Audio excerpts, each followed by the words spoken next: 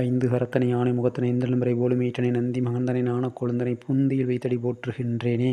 குரு பிரம்மா குரு விஷ்ணு குருதேவோ மகேஸ்வரா குரு சாசத் பரபிரம்மா தஸ்மை ஸ்ரீ குருவே நம குரவேசர் லோகநாம் புரோகினாம் நிதேஸ்வர வித்யானாம் ஸ்ரீ தட்சணாமூர்த்தையே நமகனே.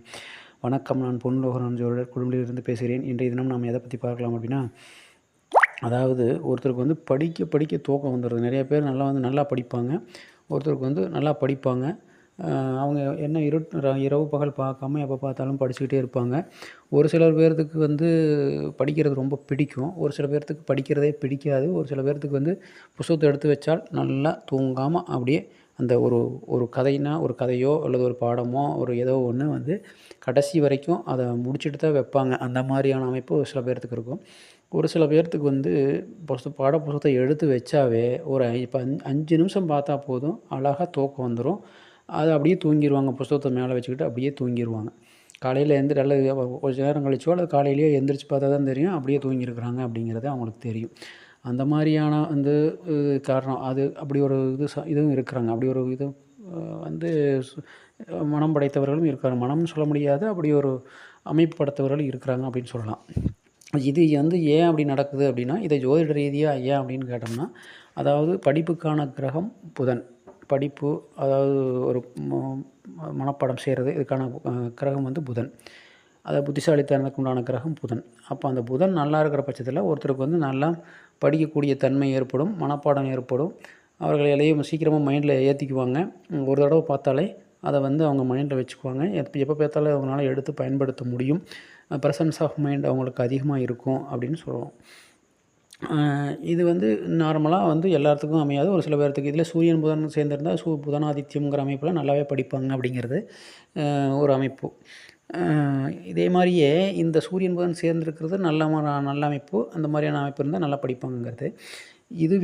இதுக்கு பதிலாக உங்களுக்கு சனி புதன் சேர்க்கை பெற்றிருந்தாலோ அல்லது புதனை சனி பார்த்திருந்தாலோ இந்த மாதிரி அமைப்பு ஒருத்தருக்கு இருக்குமே ஆனால், இந்த அமைப்பு 12ஆம் இடத்தோடும் தொடர்பு கொண்டிருக்குமானால் கண்டிப்பாக இவர் படிக்கும்போது படிக்க தூங்கி விடுவார். ஏன்னா புதன் வந்து படிப்புக்கான கிரகம். ஆனால் சனி சோம்பேறி கிரகம். சோம்பேறித்தனத்தை கொடுக்கக்கூடிய கிரகம், ஒரு அலுப்பை கொடுக்கக்கூடிய கிரகம். அந்த புதனை சனி பார்க்கும்போது அவர்களுக்கு ஒரு அலுப்பு மாதிரி ஏற்பட்டு மூளைச்சோர்வு ஏற்பட்டு அப்படியே தூங்கிடுவாங்க. ஏன்னா அந்த மூளை வேகமாக வேலை செய்ய சனி பார்த்தா அவங்களுடைய அந்த ப்ரெசன்ஸ் ஆஃப் மைண்ட் வேலை செய்யாது. அவங்க வந்து டக்குன்னு பார்த்தோன்னே ஒரு சோம்பேறித்தனத்துக்கு ஆளாகி உடனே தூங்கிடுவாங்க. அது அவங்களுக்கே தெரியாமல் தூங்கிடுவாங்க. எனவே இந்த மாதிரி சனி புதன் சேர்க்கையோ பார்வையோ இருக்கிறவங்க, அதாவது சனி புதன் சேர்ந்து இருக்கிறதோ அல்லது புதனை சனி பார்ப்பதோ வந்து இந்த படிப்பில் வந்து ஒரு சோம்பேறித்தனத்தை கொடுக்கும். அதனால் வந்து அவர்களுக்கு படிக்கும்போது தூக்கம் வந்துடும் அப்படிங்கிறது. அவங்க என்ன தான் முயற்சி பண்ணாலும் அது அப்படி தான் இருக்கும். அதுக்கு வந்து அவங்க சில ப்ராக்டிஸ் தான் பண்ணிக்கணும், வேறு வழி இல்லை. அது எந்த நேரத்தில் எப்படிங்கிறது அவங்க வந்து சில ப்ராக்டிஸ் பண்ணி பார்த்து தான் அவங்க வந்து அவங்கள இது பண்ணிக்கணும். ஒரு முகத்தை கழுவிக்கிறது அல்லது வாயில் ஏதாவது போட்டு மென்னுக்கிட்டு ஏதாவது ஒரு போட்டு வச்சுக்கிட்டு அப்புறம் படிக்கிறது. அந்த மாதிரியான முடிஞ்ச வரைக்கும் எந்த விதமான இதுன்னு தூக்கத்தை வந்து வராத அளவுக்கு ஏதோ ஒரு முயற்சி அவங்களுடைய உடல் தன்மைக்கு தகுந்த மாதிரி பண்ணிக்கிறது நல்லது. இதே வந்து ஒரு புதனை சந்திரன் பார்த்துருந்தோன்னா அவங்க எப்போதும் விழிப்புடனே இருப்பாங்க. நல்ல சுபச்சந்திரனாக இருக்கணும், அசுபச்சந்திரனாக இருக்கக்கூடாது. சுபச்சந்திரன் பார்த்துருந்தா அவர்கள் எப்போதும் விழிப்புடனே இருப்பாங்க. சில நேரத்தில் சமசத்துவம் சந்திரன் பார்த்துட்டு இருக்கிறவங்க புதனை கண்டிப்பாக வந்து ஒரு விழிப்புணர்வோடு இருப்பாங்க. அவங்க சுபச்சந்திரனாக இருக்கணும். அசுபச்சந்திரனாக இருந்தால் அப்புறம் இதே நிலைமை தான் ஏற்படும். சுபச்சந்திரனாக இருந்து அவர்கள் வந்து கிட்டத்தட்ட வறுமைக்கு பக்கத்தில் இருக்கக்கூடிய சந்திரனாக இருந்து அவர் புதனும் சந்திரனும் சமசத்துவமாக பார்த்துக்கிட்டு இருந்தாங்கன்னா அவங்களும் அப்படித்தான் மிகப்பெரிய அறிவு ஜீவியாக இருப்பாங்க.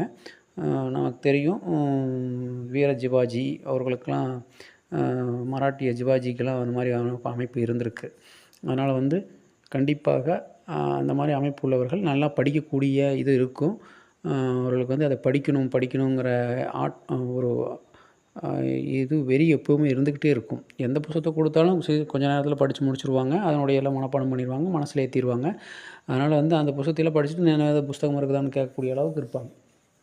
அதனால் வந்து இந்த மாதிரியான அமைப்பு இருக்கிறவங்க எதுக்காக இது சொல்லப்படுகிறது அப்படின்னா, அதாவது இப்போ நிறைய மாணவர்களுக்கு இந்த மாதிரி அமைப்பு இருந்ததுன்னா அவங்க வந்து இதில் வந்து சோர்வடையாமல் இருக்கிறதுக்கு அவர்கள் இந்த மாதிரி இதை பண்ணலாம். ஒரு ஆஞ்சநேயர் வழிபாடு பண்ணும்போது இது கொஞ்சம் நிவர்த்தி ஆகும். ஆஞ்சநேயர் வழிபாடு பண்ணுறது இது ஒரு மிகச்சிறந்த ஒரு பலனை கொடுக்கும். ஏன்னா ஆஞ்சநேயர் எப்போதும் விழிப்புடன் இருக்கக்கூடிய கிரகம் அப்படிங்கிறதுனால ஆஞ்சநேயர் வழிபாடு பண்ணலாம்.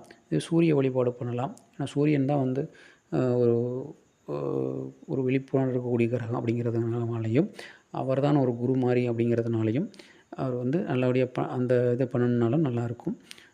குரு வழிபாடும் பண்ணலாம். எனவே தயவுசெய்து ஆஞ்சநேயர் வழிபாடு பண்ணுறது அவர்களுக்கு மிகப்பெரிய நல்ல ஒரு நற்பலனை சனியினால் ஏற்படக்கூடிய பாதிப்புகளை குறைக்கக்கூடியதாக இருக்கும் அப்படிங்கிறதுனால நானும் இந்த பதிவை போட்டு வரோம். இதை மக்கள் வந்து இதை பயன்படுத்தி கொண்டு நல்ல ஒரு இதை வந்து இந்த தூக்கத்திலிருந்து தங்களை தற்காத்து கொள்வதற்கு ஒரு வாய்ப்பாக இருக்கும் என்று நினைக்கிறேன். நன்றி, வணக்கம். மீண்டும் அடுத்த பதிவில் சந்திக்கலாம். எப்பொருள் யார் யார் வாய் கேட்பினும் அப்பொருள் மெய்ப்பொருள் காண்பது அறிது.